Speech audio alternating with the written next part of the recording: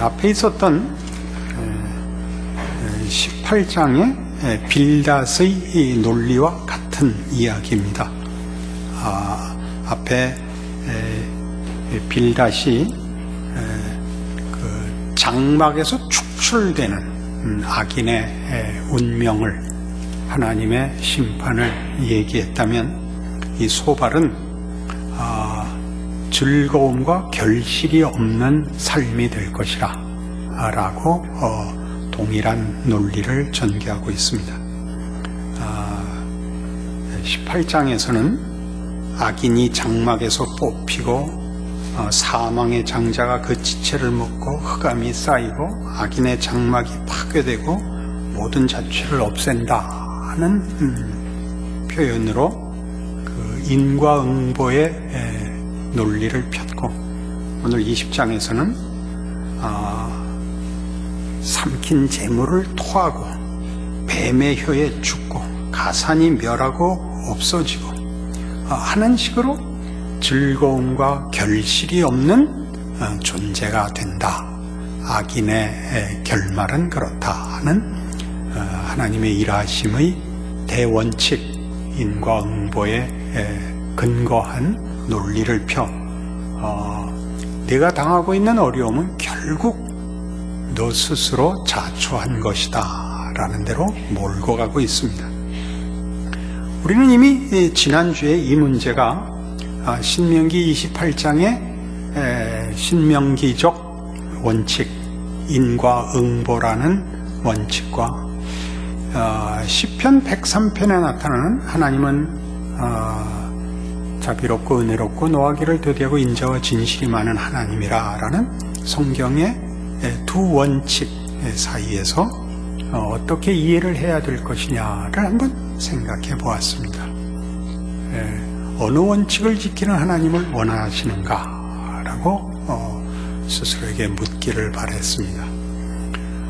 인과응보라는 법칙이 없어지면 질서가 무너집니다. 그러나 성경이 제시하는 하나님은 그 원칙을 세운 인격적 존재라는 것입니다. 그래서 우리가 잘 아는 예수님의 이 선포, 내가 곧 길이요 진리요 생명이니라에 가장 잘 드러납니다. 길과 진리와 생명이 개념이 아니며 원칙이 아니며 법이 아니며 인격이 만든 성실함이라는 것입니다. 인격이 그것을 잡고 있다면 그 원칙들은 유익을 위해서만 효력을 발하고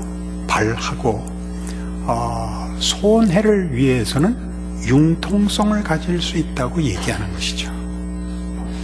유익을 위하여 그 원칙이 힘을 발휘한다는 뜻을 아시겠죠. 그러니까 우리는 어떤 얘기를 하면 늘 죄악된 성품으로 인하여 면책과 핑계의 자리를 찾죠.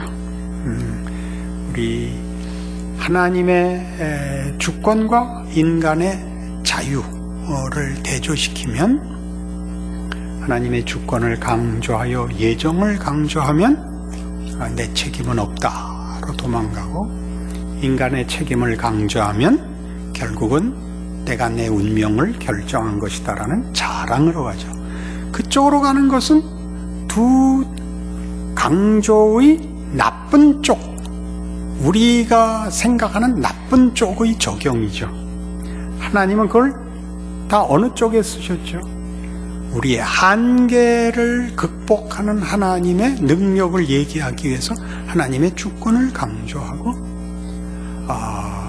우리가 책임 있는 사람을 살아 훌륭한 사람이 되어야 하는 것을 목적하여 책임을, 자유를 강조하는 성경이 하고 싶은 얘기를 우리는 뒤집어서 도망가고 핑계대고 외면하는 대로 갖다 끌어쓰죠. 그래서 그 원칙 혹은 그 일하시는 하나님에게 하자가 있는 것이 아니라 우리의 죄성이 그렇게 하는 거죠. 죄성이 그렇게 하는 거죠. 그래서 이 19장에 나오는 욥의 말하자면 절규 같은 어떤 간증에 해당하는 19장 25절, 내가 알기에는 나의 대속자가 살아계시니 마침내 그가 땅 위에 서실 것이라. 내 가죽이 벗김을 당한 뒤에도 내가 육체 밖에서 하나님을 보리라. 내가 그를 보리니 내 눈으로 그를 보기를 낯선 사람처럼 하지 않을 것이라. 내 마음이 초조하구나. 나의 대속자가 땅 위에 서실 것이라. 이 표현을 지난주에 제가 다른 의역을 한 주석가의 표현을 따라 티끌을 위하여 서실 것이라 라는 번역을 소개했었습니다. 나의 대속자가 마침내 티끌을 위하여 서실 것이라. 티끌이란 우리 모든 인류입니다. 진흙으로 빚어진 인간을 낮추어 티끌, 죽으면 다시 돌아가는 티끌에 불과한 존재인 인간을 이제 이 19장에서 이미 나의 대속자가 살아계시니 마침내 그가 티끌을 위하여 서실 것이라 라고 욥의 어떤 비명 같고 어떤 계시의 섬광 같은 그의 간증이요 소원을 우리가 19장에서 보았습니다. 그 19장을 18장의 빌닷과 20장의 소발이 인과응보라는 종교성의 보편적인 원칙으로 이렇게 꽉 묶고 욥을 묶고 있죠. 욥은 그 원칙 밖에 지금 서 있습니다. 원해서가 아니요, 돌을 깨우쳐서도 아니요, 그가 원해서가 아니라 하나님이 그를 밀어냈죠. 우리 욥기 1장에서 하나님이 사단에게 넌 왜 그 모양이냐, 욥을 봐라 했을 때 사단이 이렇게 대답했습니다. 그가 까닭없이 하나님을 섬기겠습니까? 그와 그 집과 그 모든 소유물을 산 울로 두르심이 아니니까, 울타리를 쳐 보호하시니까 그가 하나님을 섬겼죠. 자, 하나님이 뭐라 그랬습니까? 그래? 그럼 그거 한번 깨보자가 됐죠. 그걸 깨서 사단이 요구했던 건 욥의 무너짐, 욥의 배신을 의도했지만 하나님은 그걸 깨서 어디로 끌고 나오시죠? 신명기 28장이 그런 경직된 법칙이 아니라 인격자의 손에 쥐어진 법칙이라는 걸 보이는 시편 103편으로 끌고 나오고 있는 셈입니다. 이런 식의 표현은 많습니다. 요나서 2장 보시겠습니까? 구약 성경에 이런 표현들이 있다는 걸 한번 보실까요? 1288페이지 구약 요나서 2장 1절 말씀부터 보죠. 요나가 물고기 뱃속에 갇혔습니다. 요나가 물고기 뱃속에서 그의 하나님 여호와께 기도하여 이르되 내가 받는 고난으로 말미암아 여호와께 불러 아뢰었더니 주께서 내게 대답하셨고 내가 스올의 뱃속에서 부르짖었더니 주께서 내 음성을 들으셨나이다. 주께서 나를 깊음 속 바다 가운데 던지셨으므로 큰 물이 나를 둘렀고 주의 파도와 큰 물결이 다 내 위에 넘쳤나이다. 내가 말하기를 내가 주의 목전에서 쫓겨났을지라도 다시 주의 성전을 바라보겠다 하였나이다. 물이 나를 영혼까지 둘러싸우며 기품이 나를 에워싸고 바닷물이 내 머리를 감쌌나이다. 내가 산의 뿌리까지 내려왔사오며 땅이 그 빗장으로 나를 오래도록 막았사오나 나의 하나님 여호와여 주께서 내 생명을 구덩이에서 건지셨나이다. 내 영혼이 내 속에서 피곤할 때에 내가 여호와를 생각하였더니 내 기도가 주께 이르러 싸우며 주의 성전에 미쳤나이다. 거짓되고 헛된 것을 숭상하는 모든 자는 자기에게 베푸신 은혜를 버렸사오나 나는 감사하는 목소리로 주께 제사를 드리며 나의 소원을 주께 갚겠나이다. 구원은 여호와께 속하였나이다. 이게 무슨 소리일까요? 요나는 니느웨 성을 회개시키라는 하나님의 명령을 거부하고 도망가다가 다시스로 가려다가 그 풍랑을 만난 배 위에서 모든 선원들이 이것이 누구 때문에 일어난 재난인가 제비 뽑아 걸렸습니다. 그리고 자기가 왜 여기까지 오게 됐는가를 얘기했고, 다른 그 배에 탄 사람들이 그를 바다에 던졌죠. 큰 물고기가 그를 삼켰습니다. 거기에서 하는 기도입니다. 그가 무슨 기도를 했을까요? 살려달라는 기도를 한 정도가 아니라 5절에 보듯이 물이 나를 영혼까지 둘러싸우며 기품이 나를 에워싸고 바다풀이 내 머리를 감쌌나이다.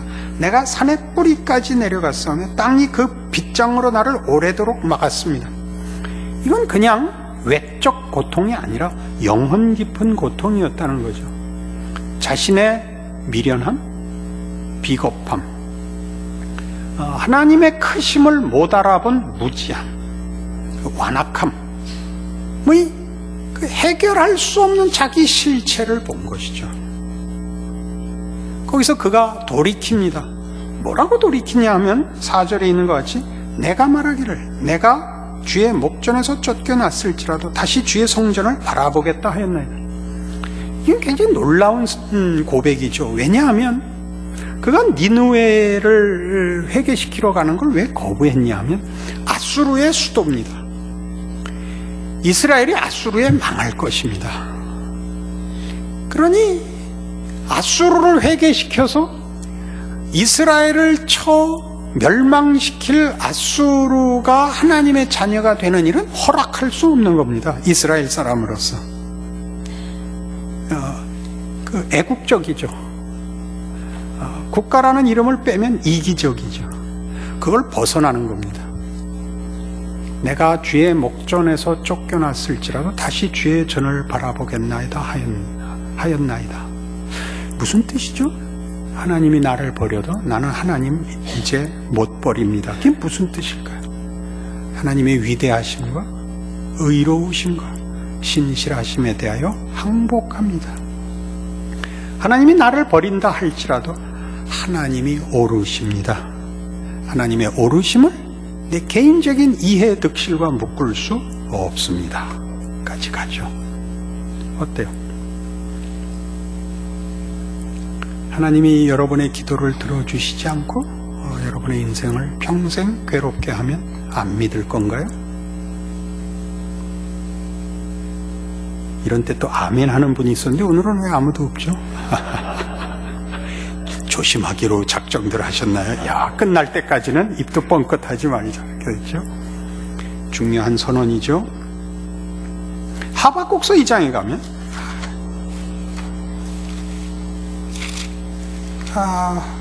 1302페이지입니다.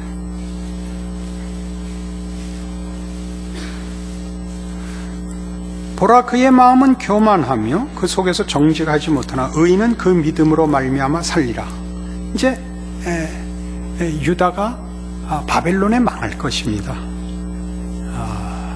그러니까 하박국이 왜 이 나라가 이 꼴이 되었습니까? 라고 기도를 했죠. 하나님 앞에. 야, 너 지금 현실을 갖고 놀랄 거 없다. 더 큰일 벌어진다. 갈대아 사람들이 일어나서, 바벨론이 일어나서 너희 나라를 삼킬 것이다. 아니, 그런 일이 어떻게 있습니까? 의인은 믿음으로 말미암아 산다. 이게 믿음이라는 건 어쨌든 인과응보에는 어쨌든 갖다 넣을 수가 없습니다.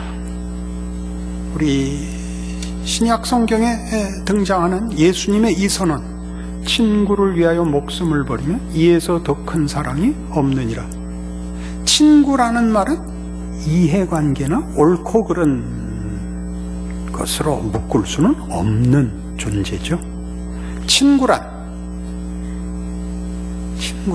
희한한 거죠. 우리 인생에서 하나님이 우리에게 가르치는 사회에 꼭 있어야 되는 윤리, 도덕, 법이라는 거 중요하지만 사실은 따져보면 우리는 법 속에 있기보다 관계 속에 있습니다. 관계 속에 있다는 게 뭐죠? 왼수랑 살게 돼 있죠. 가족입니다. 가족은 초법적인 관계입니다. 거기는 무슨 대차대조표가 없습니다. 그건 끝없는 책임이며 기쁜 짐입니다. 그렇지 않습니까? 그걸 어떻게 할 겁니까? 어떻게 갈라서고 어떻게 따집니까? 죽을 때까지 짐이고 죽을 때까지 유일한 기쁨입니다. 어떤 날은 무자식이 상팔자고 어떤 날은 손주 없이 무슨 낙으로 사나 그런 날과 날이 교차하는 것이 아니라 매 순간 매초 순간마다 우리가 우리의 삶에 대하여 놀래죠. 그 이상 기쁠 수 없고 그 이상 짐일 수 없는 그런 현실을 살면서도 결국 꺼내놓을 때는 명분적이고 사실 맛없는 매정한 법을 우리는 마치 가장 필요한 근거인 것 같이 내세웁니다. 서두에도 말씀드린 것이 그것이 인격의 손에 붙잡힌 법이라는 걸 모르면 그 법을 만드시고 그 법을 적용하시는 분이 하나님이시라는 것을 모르면 우리는 스스로가 불안하고 힘들 뿐만 아니라 그걸 누군가를 그 법칙으로 붙잡아 나를 편하게 하는 데밖에 쓸 줄 모르게 됩니다. 새 친구들은 옳은 말을 하지만 적당하지 않게 쓰는 자들인 것입니다. 그러니 욥이 자꾸 무슨 불평을 하죠? 너희들은 내 친구 아니냐? 어쩜 이렇게 비정하게 구냐? 이겁니다. 어떻게 비정하게 구냐? 이 문제에서 우리를 놀래키는 사람이 둘 있죠. 모세입니다. 모세는 창세기 32장에서 이스라엘 백성들이 율법을 받으러 시내산 위로 올라간 모세가 40일 동안을 내려오지 않자 금송아지 만들어 하나님의 진노를 사고 하나님이 손수 써준 그 십계명을 가지고 내려와 던져 깨뜨립니다. 하나님 앞에 올라가 용서를 구합니다. 하나님 뭐라 그러시죠? 내가 이스라엘 백성을 진멸하고 너로 새로운 민족을 만들겠다. 모세가 뭐라고 답했죠? 이 백성들을 멸하시려거든 제 이름도 생명책에서 지워주십시오. 이거 할 줄 모르는 자는 율법을 받을 자격이 없다. 그런 뜻입니다. 또 한 사람이 있죠. 바울도 그리했습니다. 로마서에서 그는 하나님이 예수 안에서 허락한 구원과 그 복음이 얼마나 굉장한 것인가를 써내려가는 그 서신에서 이스라엘에 관한 이야기를 하죠. 내 골육, 내 백성을 위하여는 내가 저주를 받아도 좋다. 내 동족이 구원받기를 원한다. 라는 고백을 거기에 써놓았습니다. 내가 저주를 받아도 좋다. 이 마음을 갖지 않는 자는 성경을 볼 자격이 없는 것입니다. 왜요? 또 이제 종합적으로 확인해 보십시다. 예수님이 이 선언을 하죠. 나는 의인을 부르러 온 것이 아니라 죄인을 부르러 왔노라. 어떻게 하실 겁니까? 아무래도 좋다라고 이걸 쓰는 것은 무슨 이유라고요? 은혜를 강조하면 무책임해진다는 우리의 죄성이라고요. 은혜에 잘못이 있는 것이 아니라 책임을 강조하여 할 말 없게 만드는 것은 무슨 잘못이라고요? 우리가 자랑하고 싶은 죄성의 잘못이라고요. 죄가 그러는 거예요. 성경은 그 두 가지가 전혀 충돌이 없고 모순이 없답니다. 하나님의 의로우심, 공평하심과 그 법칙과 질서를 넘는 하나님의 긍휼과 자비에 대해서 우리는 기뻐해야 됩니다. 감사해야 됩니다. 그리고 기꺼이 그것을 우리의 신앙생활에 적용해야 됩니다. 그게 로마서 12장입니다.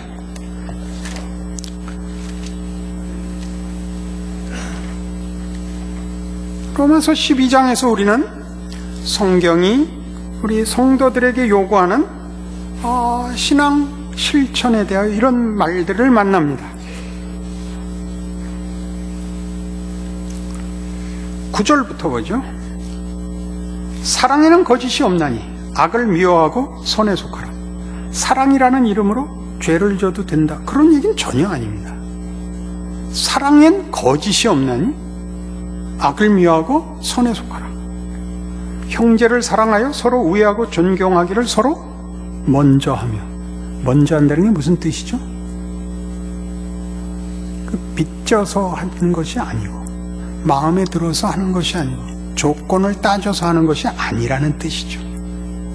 부지런하여 게으르지 말고 열심을 품고 주를 섬기라. 만만치 않죠? 열심히 주를 섬겨야 됩니다. 이렇게 째려보고 기다리시면 안 됩니다. 방관자가 되시면 안 됩니다. 소망 중에 즐거워하며 환난 중에 참으며 기도에 항상 힘쓰며.